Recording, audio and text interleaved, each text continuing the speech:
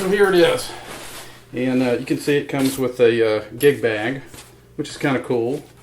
The regular player instruments don't. You can see it's a Fender branded gig bag. I've had some of these Fender gig bags with other basses. This is, I don't know, I've got a couple more. I'd have to get out and compare. I mean, it's what I would consider a medium duty gig bag. I've certainly seen worse and I've seen better. This is supposed to be the opal blue, opal sparkle. It's actually blue. It looks in the videos and pictures I've seen, it looks kind of Lake Placid blue. So let's see.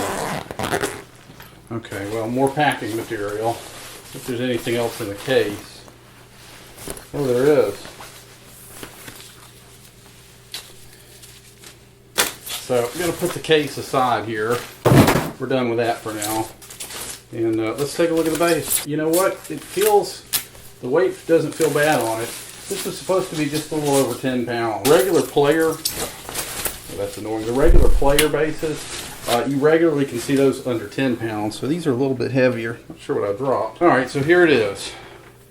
First impression is like every bass and guitar I have picked up recently, the fret ends are sharp on this. So, well, just take a quick inventory of it. It's got this Fender high mass bridge, which is suspiciously similar to one of the old Leocon bridges. Not exact though. They've done something with it, made it their own. You know, honestly, in my opinion, you know, I don't mind a standard Fender bent plate style bridge.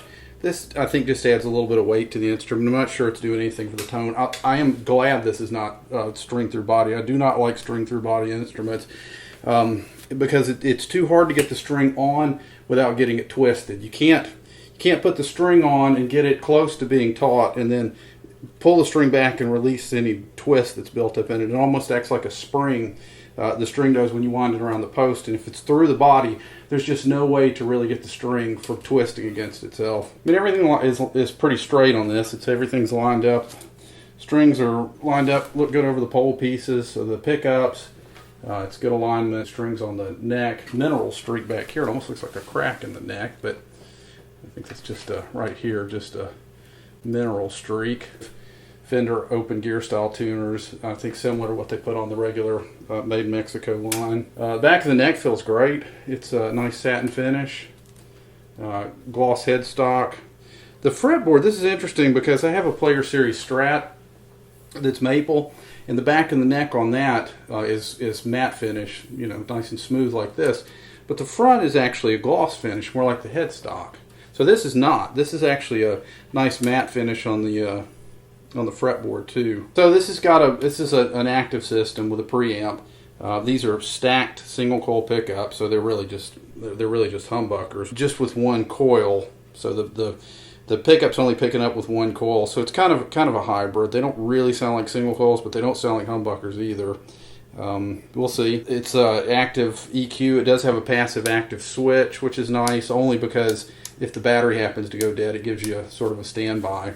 I mean, this is sort of, most people I think are going to play this in active mode most of the time if they have one. So you got a volume control. The pickup pan feels good. That's nice. And this is in my understanding, this is a stack bass and treble control here. These feel fine. And then a mid-range control in the back with a fixed frequency and bandwidth. It's got just a regular vintage style Fender strap button on it. It doesn't have the Shaler style locking strap buttons like some of the American instruments have had in the past. Although I think the new standard issue American line has this style too.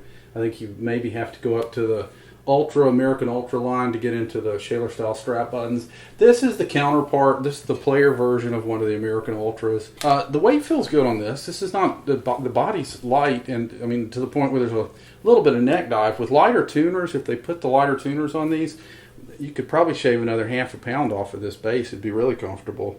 So that's something. A little bit too much relief in the neck. It's not bad. Double string trees. So let's plug it in. This is through a Fender Bassman TV12 amplifier.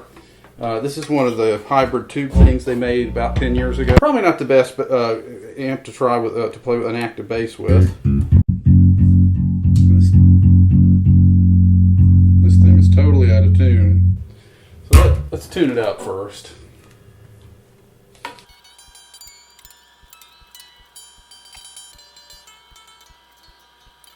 All right, let's hear what it sounds like. Just...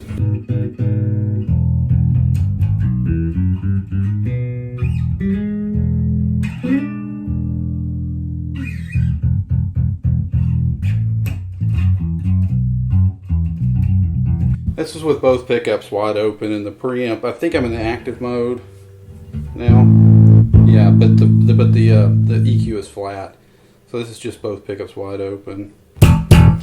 Tuning it up too, it's the relief is, it's got way too much relief in the neck. So we'll take a quick break here. I'm going to adjust the neck just a little bit and get this where it's supposed to be, because it's when I tuned it up, it's pulled way too much relief into the neck. So let's do that. Truss rod is smooth, no issues at all turning it. Very smooth truss rod. Okay, that's better.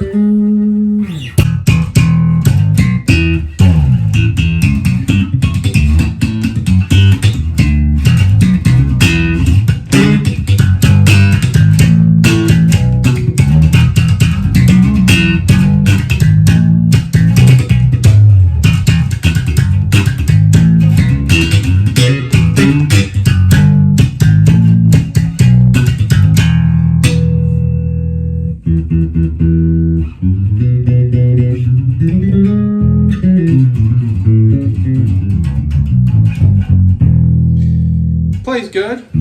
That's both pickups wide open. About what I would expect.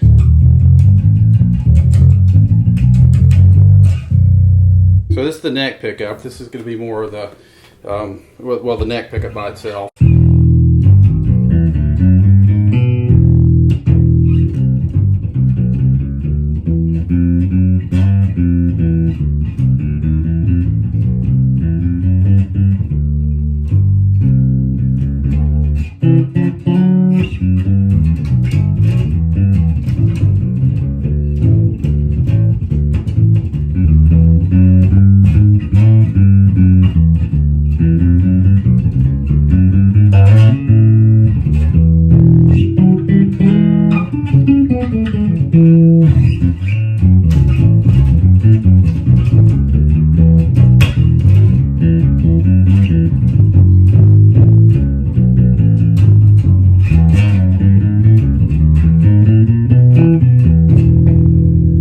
Takes me a minute to get warmed up. So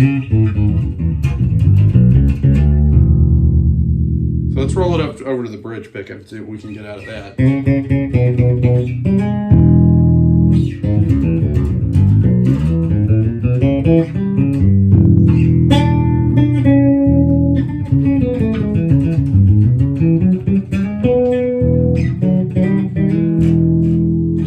Sounds nice. Not hearing any fret buzz. Yeah.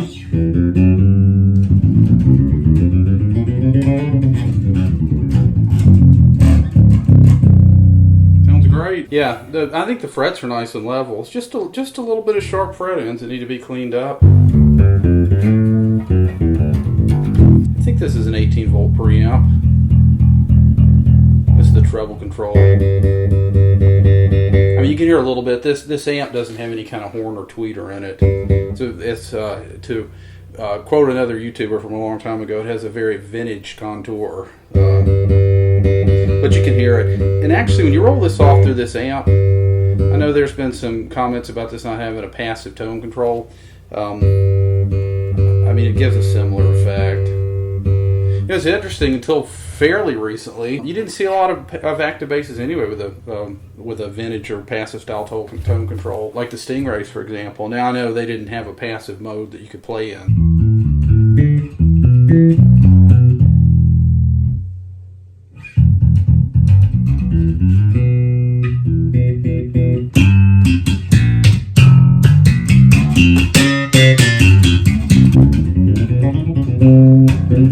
So, yeah, what do I think? Well, the weight's not bad.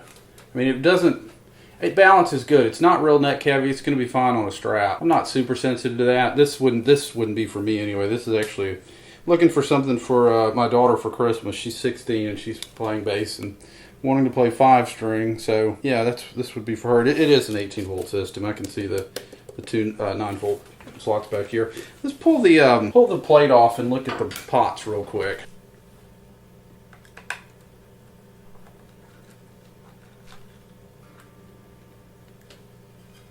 You can see these are standard pots, more or less. There is a circuit board that's mounted to this stack pot on the back. This, again, like I described this on another video recently, another bass, but this would be kind of a pain in the butt to have to work on.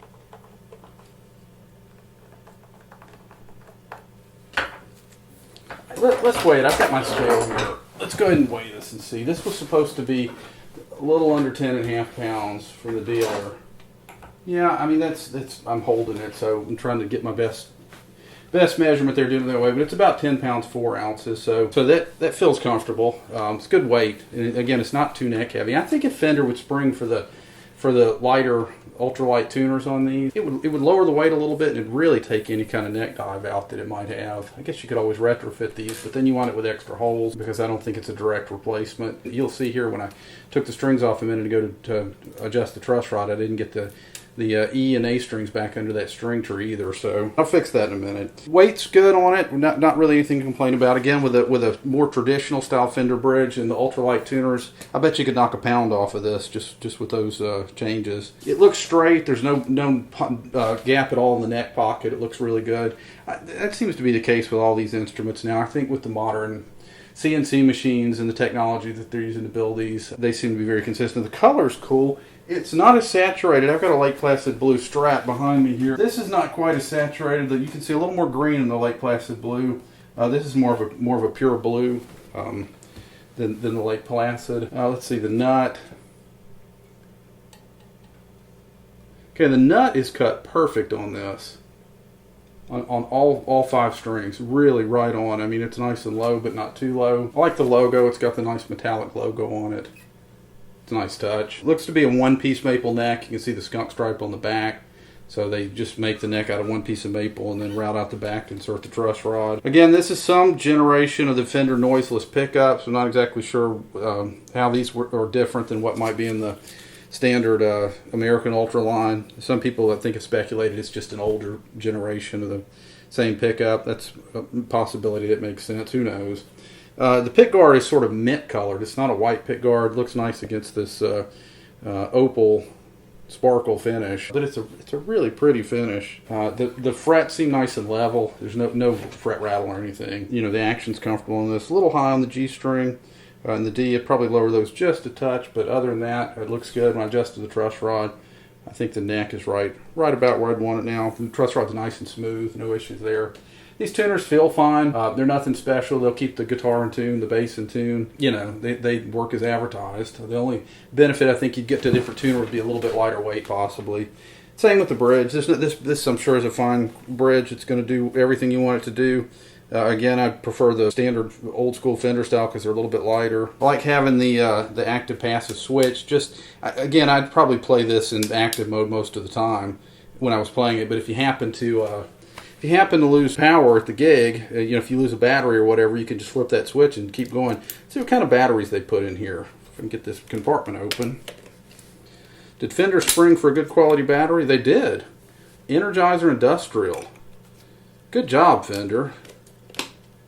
That is a nice touch. So that's probably in today's market $20 worth of batteries. So yeah, this is the Fender Player Plus Jazz Bass 5-string in opal sparkle with maple fretboard. I don't love the sharp frets. I can fix these. It's not hard to fix. It's just annoying to have to do it on a brand new instrument that cost over $1,000 Fender. So yeah, that's it. Thanks for taking the video out.